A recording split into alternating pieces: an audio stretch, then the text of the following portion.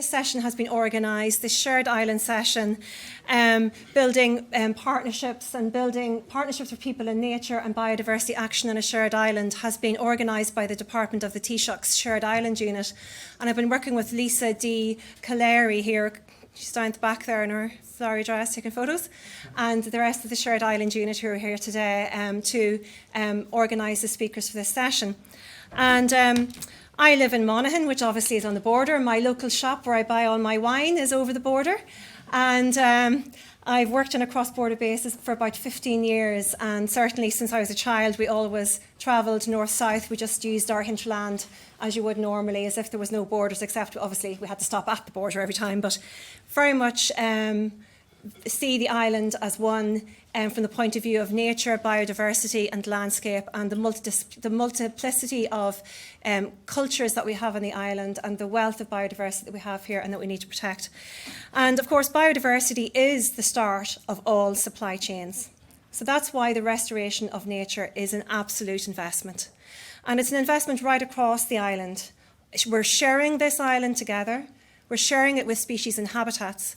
And we need to share the burden, I think, that Andy mentioned earlier, sharing the burden of the investment and sharing the burden of the effort of the restoration. And we all have to do our best and pull more than our own weight here. And I know we've all been doing that for years, but we need to really accelerate action. So the Shared Island Initiative is a whole of government priority, and it works through all island partnerships to enhance cooperation, connection, and mutual understanding on the island, and it engages with all communities and traditions to build consensus around a shared future grounded in the Good Friday Agreement. And since the Shared Island Unit has been established in the Department of the Taoiseach, they've held a number of dialogues looking at all sorts of social and economic issues, but also very crucially looking at the biodiversity challenges and the biodiversity crisis that faces us here on this island and of course faces us globally. And the Shared Island panel session here today provides an opportunity for people across the island to discuss key concerns for the future, to look at opportunities for learning and to identify key action points that we can do in the next year. And we're very keen, and we've discussed this beforehand, that we really want to look and have at the end of this session some actions that we want to put forward that we can do before the end of the year, and then some for the next 2 to 3 years, and obviously then before 2030. Obviously this is the decade of restoration. And so the discussions from this panel then will directly inform the National Biodiversity Plan, and we look at all of those whole of government approaches, the whole of society approach to the biodiversity crisis, strengthening, come on in Una, come on in, is forestry? No. But obviously we can discuss trees, I mean, if that's an issue. Obviously, trees don't respect borders either. The Sitka spruce on Slieve Bay will throw their seed either side of the border if the bog is dry enough, and then we will have to go and pull it out to remove the invasive species. So I think it was Pippa Hackett this morning, the Minister said that biodiversity does not recognise borders or field boundaries or herd numbers. And that stuck with me as a bit of a quote this morning. So this session then will look at strengthening the partnerships for nature, addressing urgent conservation and restoration needs, and relate these to the national biodiversity actions, and indeed to the international commitments to which all sides of the island respond to, that being the Convention on Biological Diversity. And given the changes in the north, in and around the EU and Brexit, those international commitments are going to be much more important even for us now than they were previously. So that's all I'll say for now. But just to introduce our great panel, we're very lucky this morning to have Jeanne Moore, Dr. Jeanne Moore from NESC, and she's a policy analyst, and she's done quite a lot of research over the last few years for NESC and the Shared Island panel on biodiversity and climate change. So we're very lucky to have her here today. Next to her, we have Collette O'Flynn from the National Biodiversity Data Centre, who does all of the wonderful work recording species, recording invasives and running the All-Island Pollinator Plan. So we're very lucky to hear from her. That's a real core piece of work that has addressed all different audiences and actually done real work and produced results. So we want more of that. And then we have McLoughlin from the Wild Atlantic Nature Project, that big massive project you've heard so much about recently, funded through Life. Lots of learnings there, huge area to look after, and lots of engagement with landowners. And then online, virtually, From Scotland, but working in the NI Department of the Environment, we will have Dr. Sara McGuckin, who's the head of the Natural Sciences Unit, beaming in from Scotland, where she's attending government meetings with Scotland. So we're very lucky to have her here. So without further ado, I'll hand over to Jeanne.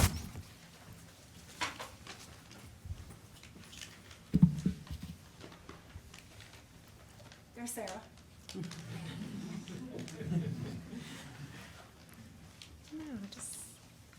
See if I can get the slides up there. Oh, there we are. Hello, great to see you. Jeanne Moore from the National Economic and Social Council. Great to see the technology works. It's so exciting to be here in person. We're still all a bit giddy. So in 2020, the National Economic and Social Council was invited by government to help contribute to the Shared Island Initiative. And as part of that, we were asked to really help explore how a shared knowledge and understanding about possible ways of collaboration could be explored, understood and enabled. And as part of that work, NESC, which as you know provides strategic advice to government on economic, social and environmental issues, for the first time really looked at issues of economy, of society, of the environment across the island. And I was sort of working very heavily on climate and biodiversity as part of that consultation process, as part of that piece of work. We undertook over 100 interviews, north and south, to try and understand where there were areas of existing collaboration and how they might be strengthened. And we also basically looked at existing policies and tried to understand where the synergies were, where the gaps were, etc. So that sort of process of consultation contributed to a body of work, and the reports are available on our website, so I won't go into them too much. The comprehensive report, which was published earlier this year, looks at all of the different facets of society in relation to Shared Island from our research. But the collaborative piece on climate and biodiversity was published at the end of last year, including a number of council recommendations. Just to say, while biodiversity and climate were a key part of what we looked at, we also looked at other environmental issues. We looked, for example, at renewable energy, at circular economy, bioeconomy, marine issues. So they're all there in the work, and I hope that you'll take the time to just have a look. I don't have to say to you why we're here and what the context is and why it's so important. But I do think the key point which Shirley was making is that biodiversity loss is experienced across the island. We experience the same habitat loss, changes in land use, pollution and climate change. So it's something that we very much have in common. And as we also know, biodiversity and climate are global issues, and they're indifferent to geographical boundaries. And the other key important point is that these challenges, and I always talk about climate and biodiversity together, and that's one of my key messages, is that we have to take an integrated approach. They require urgent, integrated and collaborative solutions, because land, water, air and nature supported by this island are shared and cannot be protected fully without that kind of coordination. I think that's a really important point. So I'm just going to make 5 sort of brief points from the work that we've done. The first is that there is already considerable collaboration on the island of Ireland in relation to environmental issues, and particularly in relation to biodiversity. We have the formal structures of the Good Friday Agreement. We've got the North-South Ministerial Council, some of the key bodies like the LOCS agencies, working on environmental protection issues. We've had substantive relationships building over the years with the LIFE projects we heard earlier, through the EU Habitats and Birds directives, really strong working partnerships to address common challenges. Environmental organisations, the Irish Environmental Network and the Northern Ireland Environmental Link have a close working relationship. I could go on and on about the number of really interesting examples of collaboration. We have a Marine Research Funders Forum that's an all-island. We have the all-island, we're talking about the Natural Capital Ireland here. They're an all-island body. So there's many, many different examples. And I think the key thing to bear in mind from this work is that one of the strongest themes that came out of the consultation as to what would benefit from a shared island approach was valuing nature and protecting nature. It came out really as the single most dominant theme. Climate was also important, bioeconomy, circular economy important, but this one was the one that was the most important. Second key point is that there is real capacity and strength out there, and this can be built on, that we have existing structures that can be built on to strengthen how that kind of collaboration happens, to deepen and widen the collaboration. In some cases, it's about making those networks visible, even though they are there. We may be not aware of them, which is the case when I started to look into it. In other cases, it's about strengthening what's already there. For example, the All-Ireland Climate and Biodiversity Research Network is a fairly recent collaborative structure that is now enabling North and South researchers to really work together on climate and biodiversity issues. And the ambition is there to grow because those international commitments are shared. In a way, it's a no-brainer to work collaboratively on many of these. And the intention to be increasing our ambition is there, both North and South. Third point is that there's a real need, I think, to support and foster ties between those formal structures through the Good Friday Agreement, through the North-South Ministerial Council and NGOs and other civil society groups who are already working on the ground. Trying to create some mechanisms, some ways of supporting and linking those would really be of benefit. Fourthly then, the Council recommended what would really be of value is a shared and inspiring vision and statement of common purpose. Something of that nature that puts at a very high level the ambition, the intention to deliver on biodiversity in particular, and to build those relationships into a common framework, to work in partnership with our neighbours. And I think that's a really important ambition, and something that I think everyone in this room would probably think was a very important step. So how do we do that? Well, one of the ways the Council have recommended is the next steps really is to set up some strategic working groups. And one of those key areas is around valuing networks for nature. So what can we learn from the fantastic pollinator plan that we're going to hear about, because the All Ireland Pollinator Plan is one of those fabulous examples that was voluntary led, that is just as animated and used north of the border as south, and it's fantastically used by local authorities, communities that I know we're going to hear. But also we've got suggestions in our report from peatlands necklace, so this idea of joining up peatlands restoration work, wildlife web, linking up existing areas of conservation, and natural capital. And this is an area where people are feeling there are mechanisms to really build on the In-Case project, the EPA project we've heard about, the work of Natural Capital Ireland. Lots of different ways we can really try and work together. Derry and Strabane District Council have done some really imaginative work looking at natural capital and how we can do it. Can we build on some of the research and really try and work together? And the last thing I would say is that these kinds of collaborations, these ways of making the invisible more visible, these ways of networking in what's already there to strengthen it, would really knit together the landscape through common biodiversity objectives, restoration actions, and community buy-in, working collaboratively to deliver large and visible benefits. I'll stop there. Thank you. Thanks, Jeanne.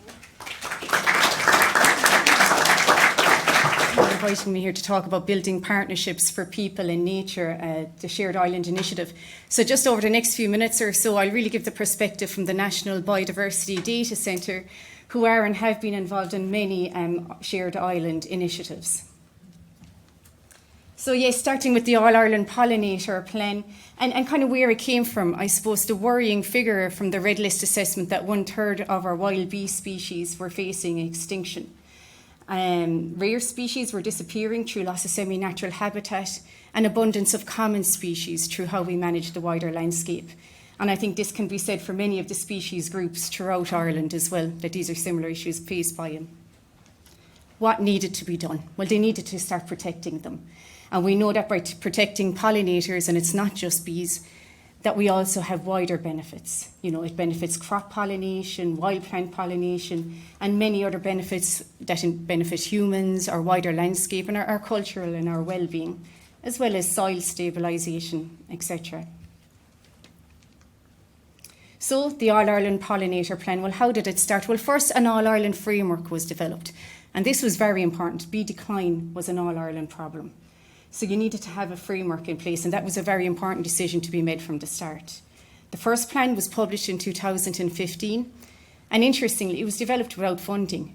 It was driven by Una Fitzpatrick from the National Biodiversity Data Centre, who chairs the plan, supported and co-chaired by Jane Stout and a steering group that have membership of both North and South people involved in it. The steering group oversees implementation of the plan, and it is coordinated by the National Biodiversity Data Centre. You know, a lot of work has been done on producing sectoral evidence-based guidance documents, and this has been very crucial to it, and a phenomenal amount of work done on the awareness and engagement. And really it is a testament to the people involved in that and the funding that was provided at those stages. It was subsequently introduced into the Northern Strategy and into the National Biodiversity Action Plan to 2021. And most importantly, I suppose, it's that both jurisdictions are working together to share knowledge and experience and resources to address the problem. And this is key to it. And just to say, there is a new pollinator plan, an even more ambitious one to 2025, so I'm sure you'll be hearing lots more about that. And kind of a take-home on what we can learn from it is that lots of small actions taken together can begin to solve big problems. And this is very important for us all to recognise, and it is instrumental for the pollinator plan. There is an Actions for Pollinators portal where you can go and log the actions you're taking at the site level. And this map here just shows all the different sites around Ireland where they have been logged. I mean, I'm sure there are many more happening that haven't been logged on this system. And as you can see from the pie charts, and just very briefly, like the sectors that are involved in this, the vast majority are local communities that are taking action, followed by gardens, businesses and councils, and there's many others you drill down through it. And then what kind of actions are the most popular that are being taken? It's pollinator-friendly planting, so providing food for these pollinators throughout the year. Reducing pesticide use, so, stop poisoning them and their habitat. Reduce mowing, again to improve habitat and food availability, and many other actions. Before coming here today, I did speak to Una Fitzpatrick, who couldn't make it, and just asked her a little bit about it and the shared island aspect. And, she said she knew from the start it needed to be an All-Ireland plan, as I said, because the issue was All-Ireland at decline. That the knowledge exchange has been critical to it, that they are learning from each other, north and south. And interestingly, in Northern Ireland, it was councils were kind of leading the way and had frameworks that were in place and could easily be built on. And in the Republic of Ireland, it was local communities that were really able to lead the way there. So it was really a sharing knowledge and exchange and frameworks of how it could be implemented both sides of the border. I said to Una, was there any barriers to getting this plan going and its implementation? She said, Colette, I've been asked this multiples of times, and no, the answer is no, there hasn't been. And the reason she thinks so is because it was voluntary, and there was flexibility on the type of actions you could adopt, whether you're a business, a gardener, a local community, whatever it is. Of course, there were issues when it comes into developing guidance and, officers to help promote and support sectors in development of it where you needed funding. But really being voluntary was key to it. And ultimately that recognising that everybody can play a role was important, and that it benefits everybody, nature and people across the whole island. Moving on, there was also the Invasive Species Ireland initiative, if any of you remember that. This was a biogeographical approach in response to the threat from invasive species. It ran from 2006 to early 2013. And it was a joint work programme of both governments and equally funded by both sides. It was led by a project team and supported by an Invasive Species Ireland steering group, which importantly also had membership from the GB Non-Native Species Secretariat Board. And this is because, when we think of invasive species and the threat, it's not just north-south, it is that east-west movement as well, and the pathways and risks of introduction. So it was important to work together. It did a lot of good work. It developed species action plans, risk assessments. It held a very popular annual stakeholder forum, which we still miss greatly. And there was a one go-to website. If you want to know about invasive species in Ireland, this is where you went. It was internationally recognised as a successful framework for cross-border, this transnational cooperation. And we were proud to be able to go and to have that recognition as well. I mean, this was in the early days of development of such projects. Look, it ceased to exist since early 2013, and I said due to a lack of funding, but we've continued with an informal partnership that still works, largely through the National Biodiversity Data Centre and the Northern Ireland Environment Agency. We work together where we can, we harmonise, we standardise, we communicate, but it does lack that key backing that comes from a more formal arrangement. I mean, since then, just relating to invasive species, we have a European regulation on it, a very strong one. So all member states are obliged to take certain actions on a core list of species. So we share that framework and that need to address the problem. And the British-Irish Council, that also comes with the Good Friday Agreement, there is an invasive and non-native species group, and it works very well, actually, and it is a good fora for communication and looking at key areas of cooperation. So, for instance, there's like an Asian hornet task force subgroup, and across all of the 8 British-Irish Council administrations, they've all adopted the Aquatic Biosecurity Check Clean Dry campaign. And just very briefly then, there's some species monitoring programmes as well that are in existence. There's the Dragonfly Ireland, All-Ireland programme from 2019 to 2014, and the All-Ireland Mash Fertility Monitoring Scheme. And these are both very important initiatives that are voluntary, they're citizen science. They are led by the National Biodiversity Data Centre and with some partners up north as well, and with very limited funding. But it just shows, look, we do need to work together at the All-Ireland basis, even at a species level or taxonomic group level, and I'm sure there's plenty of scope to expand this even further. And just to finish up, some key points. We are a shared island. We are shared people, we have our shared nature, we have shared river basin districts, we're connected. And we also experience the same shared threats, whether that be from invasive species, pollution, habitat degradation. But it does give us shared opportunities through partnership working. We have seen this is possible. We have very good examples of how it works, and the potential is there. But what do we need? Well, we certainly need a willingness. It's good and it's encouraging to see today that there is this political willingness now to back it. It needs to be backed with the funding and the resources. And you need that willingness on north-south. And also it comes down to very much a personal willingness as well to get through it and to drive a project through. If there are barriers, I mean, there can be barriers to a lot of what we do, but if the willingness is there, we can overcome those barriers. It might take longer than we expect, but it can be done. We've realised, look, perhaps a certain amount of autonomy is needed to get the job done as well. Collectively, we need to agree a positive framework to address the problem. So from the very beginning, have that conversation and see how best to set it up. If a shared island initiative isn't formed, so if there isn't a set project, well, we still need to look at making sure we are cooperating or collaborating or even just communicating on shared standards, what are your shared aims and methodologies. To develop a partnership approach where possible. Governance. Governance is very important, and we've heard about it this morning. I mean, we need continuity in commitment to these projects, to the aims. What are we trying to do here? We need commitment and continuity in that to be backed up by funding and resources, and often the personnel as well to drive it through. We need to make sure the language doesn't alienate anyone, and this was learned from the All-Ireland Pollinator Plan as well. Let's get on with the job of what we need to do and not get too hung up on any socio-political issues. No one model fits all. I mean, there's lots of projects we'll hear about more here today that have a different framework and a different setup. And that's okay. Flexibility is okay, once you have that broad agreed framework and that willingness to work together. Again, the British-Irish Council, it is a good forum to engage with, and it does work for communication and cooperation.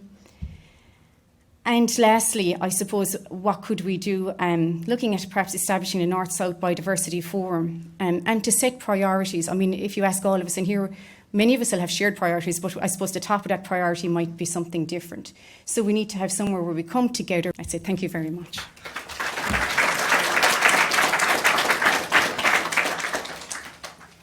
Thanks, Colette. That was just wonderful.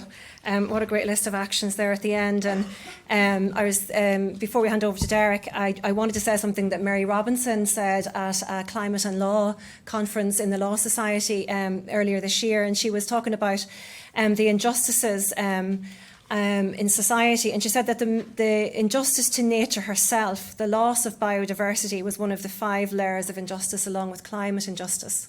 And I thought that was interesting that she had recognised that as being like a key injustice to us all. If we can't have access to nature, you know, what are we doing to ourselves and what are we doing to the planet? But she also mentioned the 5 lessons that she thought that had mattered from COVID. And they were, actually, what Collette has just outlined there, they are very much in the same way of going as Colette's actions there. So that collective human behaviour matters. So that autonomy and those everybody working together doing what they can makes a difference. Collective human behaviour. Governance matters, and good governance matters, and those structures need to be in place. And we do need to have that political support, north, south, and across all government departments. Science matters. We need to have a clear evidence base, but likewise we don't need to use a lack of science and evidence to leave us in this sort of area of antipathy, or to just wait on results, because in most cases we do know what needs to be done, or we do know what we need to stop doing, I suppose. And then compassion and humanity. And I think that's very important, that we should love nature and we should love our fellow human being, and it is an ethical perspective. And I think that really matters. And I think what Collette was talking about there, about the use of language, not alienating people and not alienating our stakeholders, is very important, and no more so than on a shared island basis. And then the other thing she said that she mentioned as a big lesson from COVID was nature, and the importance of nature for everybody. And with that from Mary Robinson, I'll hand over to Derek, because he's a great follow-up for the President. So Derek, up here, or the ex-President. Derek. Shirley, thanks a million. And I do share something in common with Mary Robinson, and that she's from the same county as myself. And by the way, I don't think you're in Castlebar on Sunday either, were you? What was on? The Mayo Monaghan match, where Mayo won. Important. But I must say, thank you very much, Shirley, and everybody.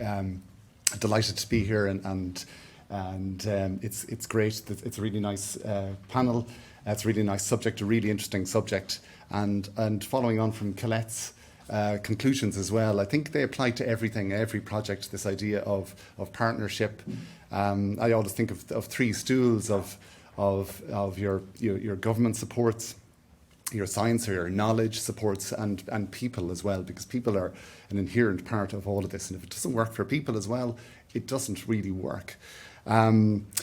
So as an introduction to myself, I'm Derek McLoughlin, as you know at this stage, and I'm the project manager of Wild Atlantic Nature, a LIFE integrated project.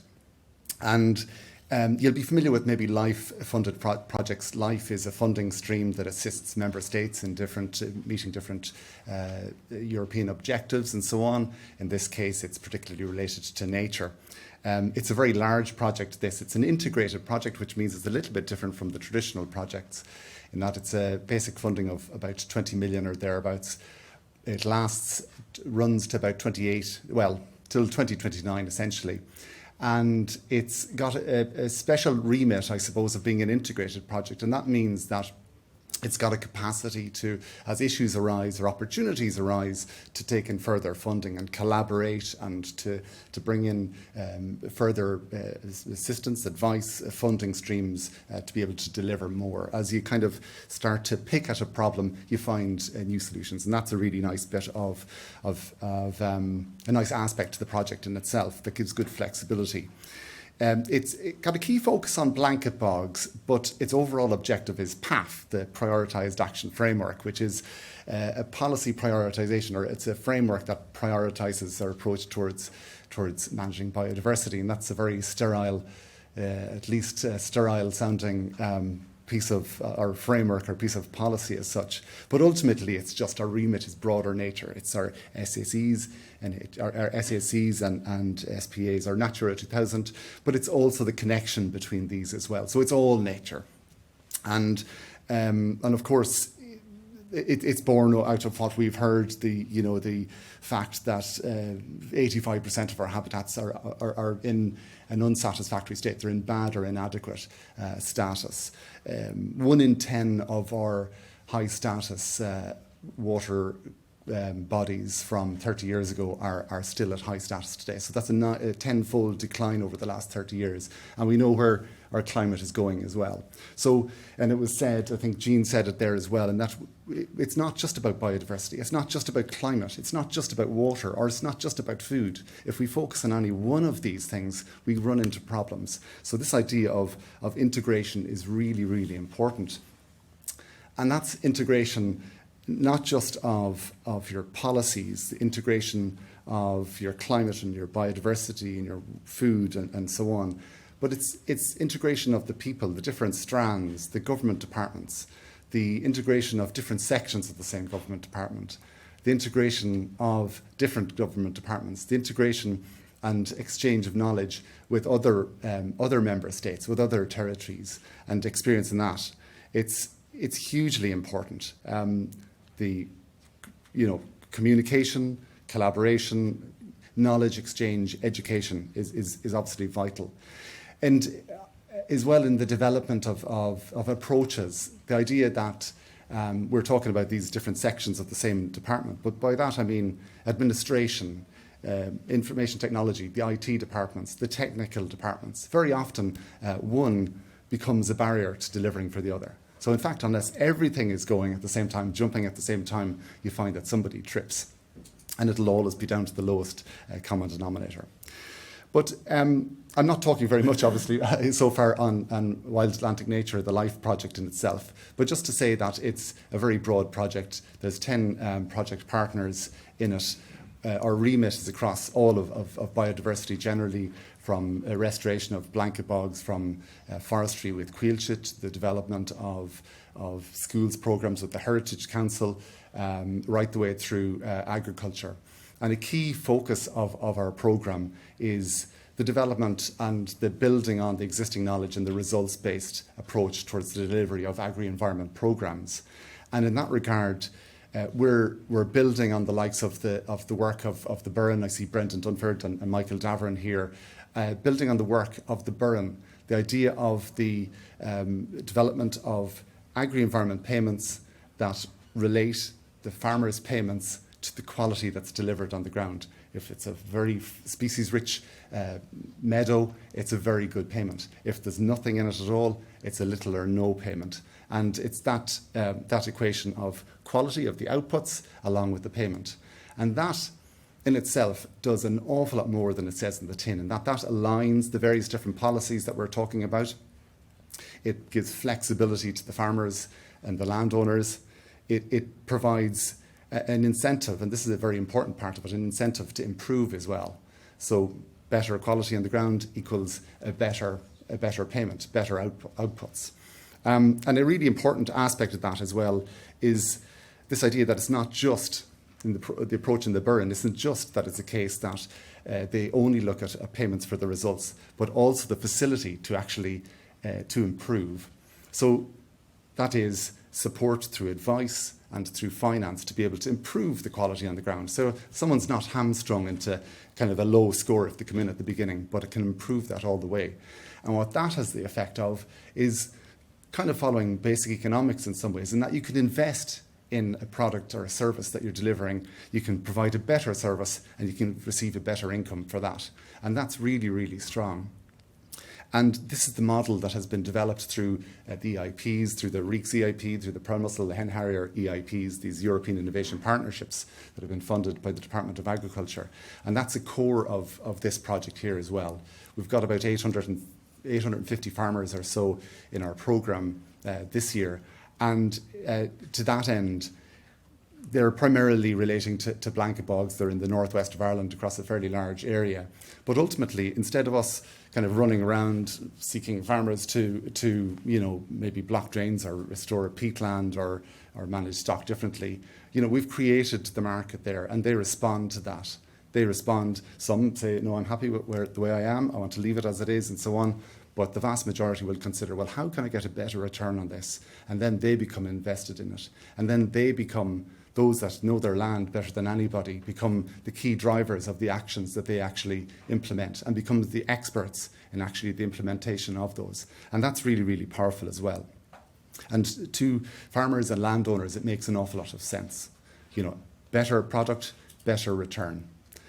So this approach, and I mean, as I say, within our programme itself, there's about 850 farmers, but through the EIPs and the development of the capacity, and that's a big aspect that we're focusing on, is building capacity to be able to facilitate the rollout of this, or to assist in the facilitation of the rollout through the Department of Agriculture's new CAP strategic plan, and particularly here the new cooperation project approach, where from next year there will be up to 20,000 farmers involved in these results-based payments and these results-based approach, which is a significant leap forward in something that's one of the most important aspects here, and that's the implementation mechanism.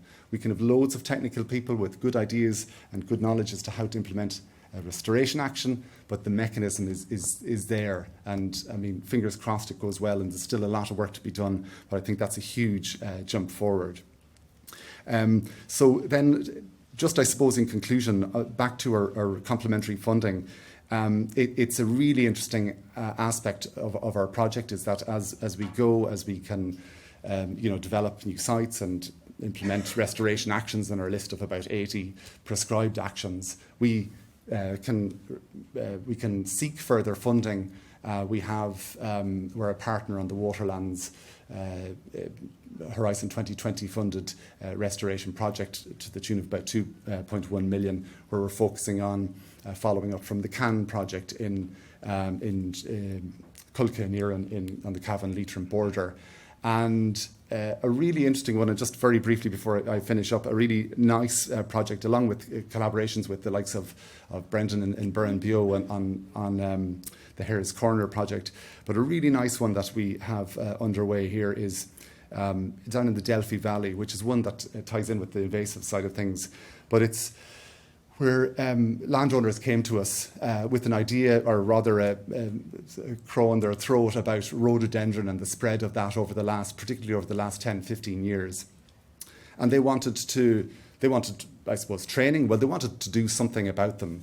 But we were able to facilitate a structure where, we will develop, and along with themselves, a programme whereby they would get upskilled. They would bring an expert on board as well to work with them. They would have the support of the various different government departments and so on, the local authorities, the National Parks and Wildlife Service, the fisheries and so on, to en masse upscale their own experience and capacity to be able to deal with rhododendron.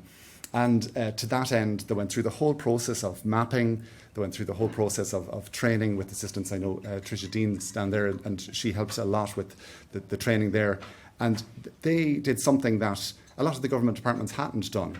They went and visited all the projects that are doing something with rhododendron. So even in National Parks and Wildlife Service, there's different methods being used in different areas. But they went and they visited these, and they kind of critiqued them themselves and decided on the best approach. They're producing good practice guidance for community groups to be able to deliver this themselves as well. So, it's a very exciting approach. We could get a contractor to go in for the same money and eradicate everything this year, and it slowly starts to encroach. But instead, there's a strong sense of knowledge and capacity that has been developed there as well. And using these projects, this range of projects, we're in touch with quite a few in terms of the north, and also in Scotland as well, with hopefully later this year seeking proposals for funding from the Shared Island Fund to look at mirrored projects, the likes of our community-led rhododendron project, or education projects, or bog restoration projects as well. So that's it in a nutshell. Thank you very much. Shirley, can you open the door? It's stuffy, isn't it? Oh, yeah. Yeah. Open a window? Well, a window or a door? A window or a door. It's getting very warm in here, please. I love the way Derek managed to get his pitch into the Shared Island unit there for funding.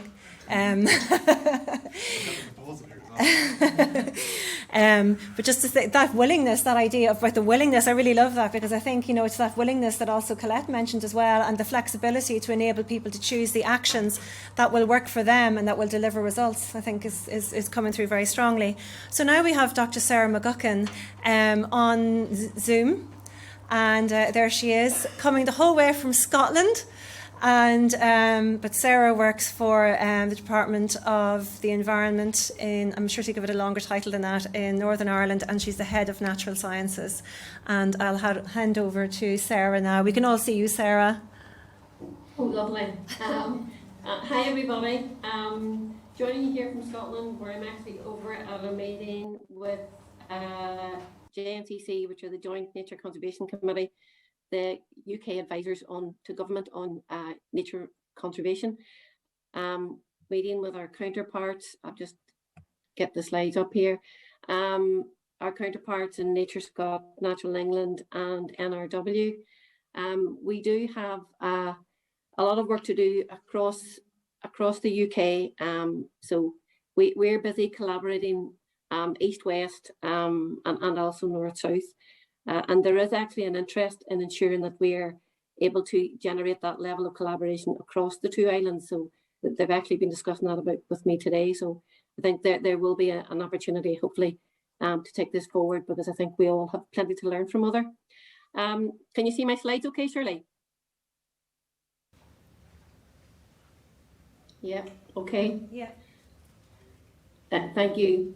I just thought give you just a quick rundown from the perspective of the North around our biodiversity issues, biodiversity crisis, and the importance of collaboration across the island, and how we've relied upon it so far and will continue to do in the coming years. Just to kind of give you a heads up, I head up, I suppose, the range of biodiversity teams within the Northern Ireland Environment Agency, which is an executive agency within the Department of Agriculture, Environment and Rural Affairs. So watching with interest the changing status of National Parks and Wildlife Service as well. We do have a lot of ongoing collaboration with our counterparts in National Parks and Wildlife Service. Again, some of you have already touched on the level of collaboration already on pollinator plans, red listing, drawing up priority species lists, and a range of species surveys and gathering evidence. Again, because we have, as this points out, we have some very special and shared biodiversity on the island. I think we used to get frustrated because a lot of the wildlife programmes covered a lot of global biodiversity, but I'm delighted to see that in recent years there's much greater focus on the wonderful and very specialised biodiversity that we have on the island. So we do try and make that point regularly, because it's as important to safeguard as anywhere else in the world. So I think it's important that we continue to share that message. I suppose wanted to really set out the state of biodiversity in Northern Ireland. There's a list there of bullet points, none of which are make good reading. A lot of our species in unfavourable condition, at risk of extinction, habitat and species favours, or habitat and species features within our areas of special scientific interest, a lot of them in unfavourable condition, some of them moving into unfavourable recovery, but still our biodiversity metrics still are not going in the right direction. And again, the causes of that will also be common to yourselves as well. We have these multiple shared pressures and threats: agricultural practice, air and water pollution, the whole issue around development, invasives that's already come up, and again the emerging but still unknown impact of climate change and what that's going to do to the biodiversity that we have, and actually how we manage it in such a changing climate. So ultimately what we all need, and I think this is generally accepted, that we need to address the drivers and the key drivers of biodiversity loss. Again, a lot of them very common, north and south, and also that kind of based on the Lawton principles that we need more, bigger, better managed connected areas for nature. And again, because our species do not, as the mantra says, do not recognise borders, we do need to ensure that we are starting to deliver and develop those greater connected areas of nature, contiguous areas across the border, to be able to support species recovery. But what is really helpful for us,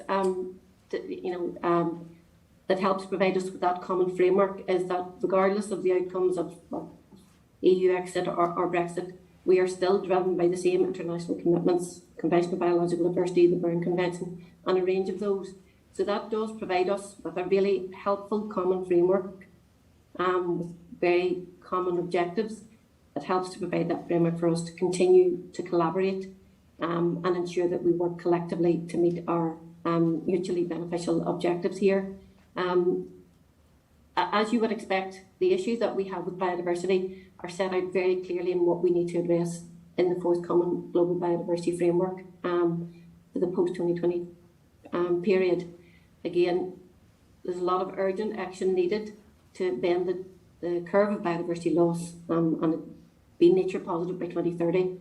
That will be very challenging and a hard lift.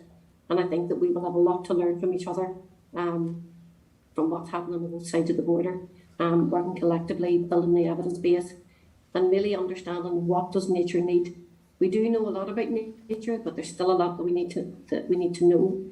We need to build those evidence bases, but it's understanding how much evidence is enough to be able to allow us to act, because we don't want to get stifled by, the ever continuous gathering of evidence. So plenty of challenging milestones and targets there. From a Northern Ireland perspective, similar to what will form the basis of the National Biodiversity Action Plans in the Republic of Ireland. Equally, the Global Biodiversity Framework, the UK Biodiversity Framework, which sets out the collective responsibilities within the UK to meet those commitments, will then form the basis of our Northern Ireland Biodiversity Strategy.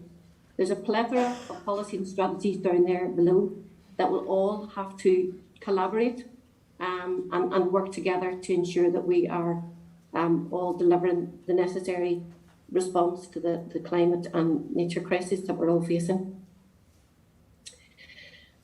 Just to kind of set out for you in terms of what is needed between the Leaders Pledge for Nature, the CBD commitments, delivering 30 by 30 and halting species extinction.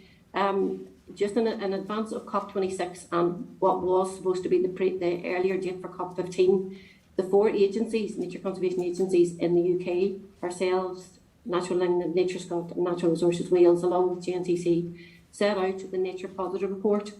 And again, we can share that link with you later. But it really was setting out the evidence to how do we meet these challenging targets? What do we mean by nature positive? Actually trying to get the point across that this is actually us bending the curve and getting back to recovered and restored ecosystems. But also gathering the evidence that demonstrates that where we do the right thing in the right place, we have been able to achieve recovery. So rather than set out the kind of doom and gloom, oh my goodness, we're never going to halt the loss of biodiversity, where you invest in the right place with the right interventions and the right evidence, we have been able to turn things around. So within that report, we have set out priority urgent actions for delivering nature recovery and becoming nature positive within the UK. And I would suggest that these urgent actions and priority actions also apply across the piece and across the island. And I think it demonstrates the need for that collaboration across all the statutory bodies so that we are targeting the right areas and learning from each other around how we actually restore some pretty complex ecosystems that are under a lot of pressure. Within that report, what we actually did set out was highlighting the examples that we already have of excellent collaborative action across the island, and none more so than the 2 Interreg projects, the CAN and the CAB projects, which you'll all be familiar with. These have been excellent partnership projects that we've had the pleasure of working with. I think all in all, between CAN and CAB, I think it involves over 20 key organisations working in partnership, from the very smallest right up to the more significant national level organisations, who have really worked really well together, probably had never worked in such a consortium basis before, but all learned from each other and rolled their sleeves up and really delivered some great conservation action on the ground and developed some really valuable conservation action plans that ourselves and National Parks and Wildlife Service will be heavily reliant on and implementing over the coming years. But what that demonstrated was where you get the will, where you get the right people, and where you take the time to build that relationship with landowners. I think it was warmly received by all landowners in all of those areas. And so we're very keen to ensure that we use that as a model going forward for Peace Plus, again, which is the new round of funding, which offers us €40 million for terrestrial biodiversity. And within that, we are wanting to prioritise, again, continued enhancement of protected sites, delivering towards our 30 by 30 commitment around delivering and developing nature recovery networks to specifically support species recovery, and also reinvigorating that all-island approach to invasive species. So again, we need to learn from this and make sure that the lessons learned and the experience from these two projects are not lost, and they will form the basis of the Peace Plus going forward.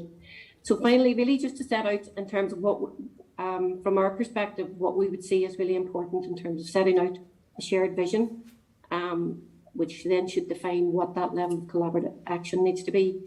These are what I would have considered the key stakeholders or sectors that we need to be engaging.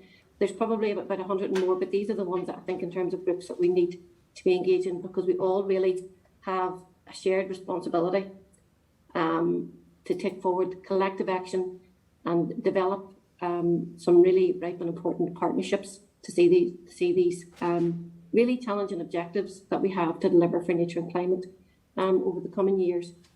Again, ensuring that all of these parties, government, business, landowners who are key in all of this, and the public, better understand what is needed, that we're developing much more coherent language and messages around what it is we mean by biodiversity, what the outcomes need to look like, and that therefore will help us get the buy-in we need. The NGOs, practitioners and research community can help us build that evidence base and work collectively to urgently put in place the actions required. I think others had touched earlier just around how we ensure that there's greater valuing and mainstreaming of biodiversity. It needs to be front and centre in a lot of all of our policy making decisions. And again, we have learnt a lot, and you'll see there'll be plenty of groups from the north down seeing a number of the EIP projects, because I think where you've taken the time to develop those place-based and outcome-based projects, and where you're able to demonstrate that farmers can indeed farm their land, but also deliver the objectives we need, I think they have been priceless, and we are keen to see similar models take place across the border.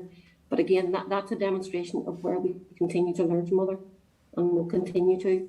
And again, in terms of urgent actions, we're in engagement with SEUPB around how we ensure that Peace Plus builds on Interreg, and so we're finalising priorities for that. So looking forward to getting all those partners and more involved in making sure that 40 million is well spent.